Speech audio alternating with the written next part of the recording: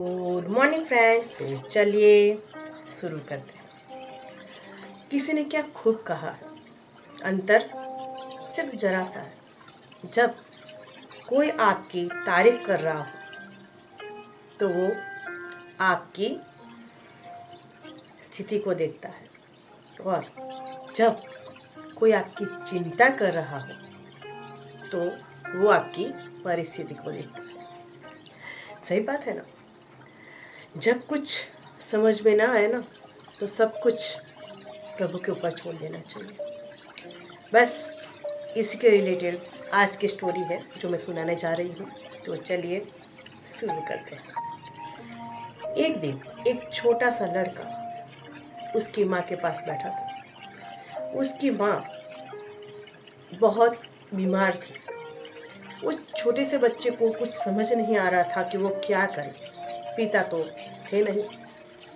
बाहर बारिश जोर शोर से हो रही थी। बच्चा तुरंत भागकर मेडिकल स्टोर की ओर दौड़ा, लेकिन काफ़ी दुकानें बंद थी।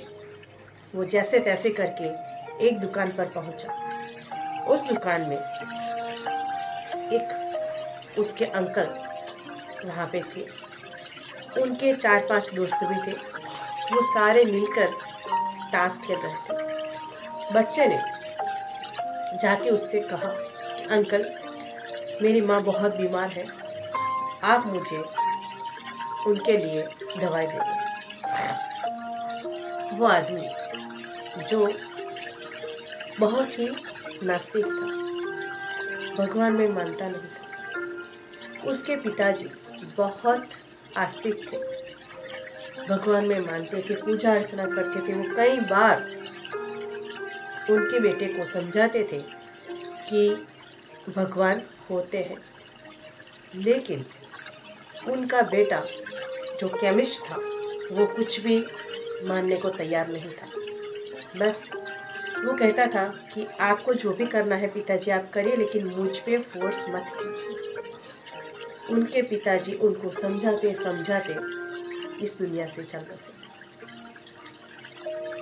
और उनकी ये दुकान और अपने विचार सब कुछ बच्चे को सौंप कर वो निकल गए।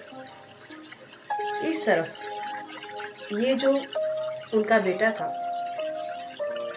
उसको काम तो करता था, भगवान में मानता नहीं था, और एक बुरी आदत ताश खेलने की। उस दिन जब ये लड़का उसकी शॉप पर, उसकी मेडिकल स्टोर पर दवाई लेने के लिए आया, तब भी ये अपने दोस्तों के साथ ताश ही खेल रहा था। उसने उस लड़के को भगा देना चाहा, लेकिन उनके दोस्त ने कहा, ऐसा क्यों कर रहे हैं, छोटा सा बच्चा है, उसकी माँ बीमार है, दवाई दे दो। वो ऐसे तैसे मुंह बना के, चिड़चिड़ा के, अनाप शनाप बोल के दवाई उठाई, बच्चे को दे दी, जाओ भागो यहाँ से। बच्चा तो चला गया। उतने में लाइट चली गई। अभी दोस्त बोले कि अब क्या करें, लाइट भी नहीं है, चलो हम भी चलते हैं और तुम भी दुकान बंद कर दो, अभी इतनी रात कौन आएगा फिर। अच्छा चलो, दोस्त तो निकल गए। अभी वो व्यक्ति अपनी दुकान समेट रहा था, जो बाहर रखा था वो अंदर ले रहा था, सब कुछ लाइट वाइट ये सब कुछ कंप्लीट कर रहा था, जो बॉक्सेस खुले थे वो पैक कर रहा था, यानी पूरी दुकान बंद करने की वो तैयारी कर रहा था। उसमें से उसकी नज़र सीधे उस जगह पे गई जहाँ से उठाकर उसने बच्चे को बिना देखे दवाई पकड़ा दी थी। अचानक से वो अपना सिर पकड़कर बैठ गया। अरे रे, ये मुझसे क्या गलती हो गई, मैंने गलती से बच्चे को चूहे मारने वाली दवा पकड़ा दी। अब क्या करें।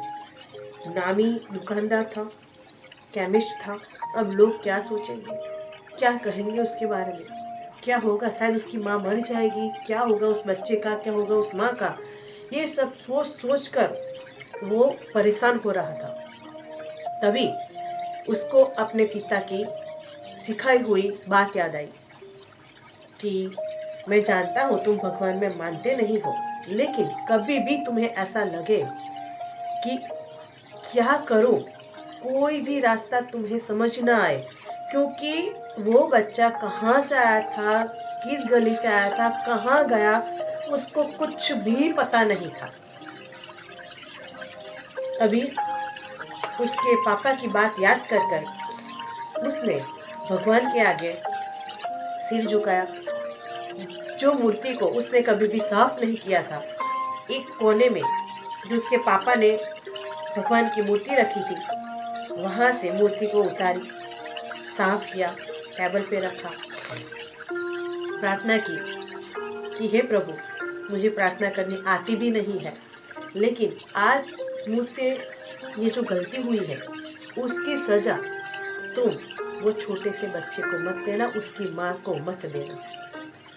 जो वो दवाई उसकी माँ खा लेगी, पी लेगी, तो उसकी माँ मर जाएगी और बच्चे का क्या हाल होगा मुझे पता नहीं है। बच्चा कहाँ है, कहाँ से आया था, कहाँ गया, कहाँ रहता है, कुछ भी मुझे पता नहीं है। हे प्रभु, अब तुम मेरी रक्षा करो। उतने में ही वो बच्चा भाग के फिर से दुकान में आ गया। वो केमिस्ट अचानक से ऐसे जैसे कि कुछ चमत्कार हो गया, उसके सामने जैसे भगवान खड़े हो गए हो। वो फटाक से छूट गया वहां से और बच्चे से पूछना क्या हुआ, क्या हुआ। उसे तो लगा था कि कुछ गलत सलत हो गया होगा। अभी बच्चा आया दौड़ भाग के कि माँ कुछ उठ नहीं रही है, ऐसा कुछ कहेगा। वो बहुत डर रहा था, वो कांप रहा था, वो उसकी जुबान लड़खड़ा रही थी। फिर बच्चे से पूछा क्या हुआ बेटा। बच्चा कह रहा कि अंकल मुझे काम कीजिए, मुझे आप और एक दवाई की बोतल दे दीजिए। अभी मेरे पास पैसे नहीं है, लेकिन मैं आपको पैसे बाद में दे दूंगा, लेकिन अभी के अभी मुझे वो दवाई की बोतल आप फिर से दे दीजिए। वो केमिस्ट फिर से अचंभित, बेटा मुझे ये पहले बताओ, जो मैंने पहले तुम्हें दवाई की बोतल दी थी उसका क्या किया तुमने। तो बच्चा बोलता है कि अंकल क्या करूँ, इतनी बारिश हो रही है। जब मैं फटाफट दौड़ भाग के घर पहुंचा तो आंगन में इतना पानी भर चुका था, मेरा पैर फिसल गया और बोतल हाथ से छूट गई और फूट गई। पूरी दवाई पानी में मिक्स हो गई।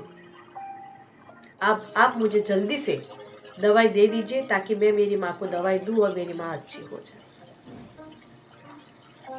इस तरफ उस केमिस्ट ने फटाक से अच्छी वाली दवाई दी और बच्चे से कहा ये लो तुम ले जाओ, और जो दवाई वो गिरी है वो बाद में साफ करना, लेकिन पहले तुम ये दवाई अपनी माँ को दे दो और आगे भी कल फिर से आना। मैं आऊँगा तुम्हारे साथ घर पे, क्या है क्या नहीं है सब कुछ देखेंगे, और इसका पैसा भी मुझे नहीं चाहिए, तुम कल फिर से आना। तो बच्चा बोलते हैं नहीं कल नहीं अंकल, आना है तो आप अभी मेरे साथ चलो, क्योंकि मेरे पापा भी नहीं है, मैं अकेला हूँ, मम्मी उठ नहीं रही है, पता नहीं क्या हो रहा है। केमिस्ट तुरंत से दरवाज़ा दुकान का लॉक किया और बच्चे के साथ उसकी माँ के पास गया। उसने माँ को दवाई दी, थोड़ा कुछ फूड पैकेट कुछ पड़े थे वो लेके साथ में गया था, तो उसकी माँ को वो दिया, बच्चे को बिस्किट बिस्किट दिया और उनकी हेल्प की। और फिर ऊपर वाले का शुक्रिया अदा किया। मोरल ऑफ द स्टोरी, वो कहते हैं ना, सब लोग ऐसा भी मानते कि ऐसा तो कुछ होता है क्या, ऐसा कैसे हो सकता है। बातों में भी लॉजिक ढूंढते, तर्क ढूंढते, लेकिन हम सबको पता है उसकी मर्जी के बिना एक पत्ता भी नहीं हिलता है। वो चाहे तो क्या नहीं कर सकता, बस हमें सिर्फ और सिर्फ उस पर भरोसा रखना है। कभी भी कुछ भी हो जाए अपना भरोसा डिगना नहीं चाहिए, उसके ऊपर पूरा भरोसा रखना है, श्रद्धा रखना है, सबूरी रखनी है, उसके ऊपर आंख बंद करके भरोसा रखना है। वो कहते हैं ना, जब कुछ भी समझ ना आए ना, सब कुछ ऊपर वाले पर, प्रभु के ऊपर छोड़ देना चाहिए। जैसे कि बच्चे की बोतल हाथ से गिरी, माँ बच गई, किसने किया? माने तो प्रभु ने, ना माने तो कोइंसिडेंस।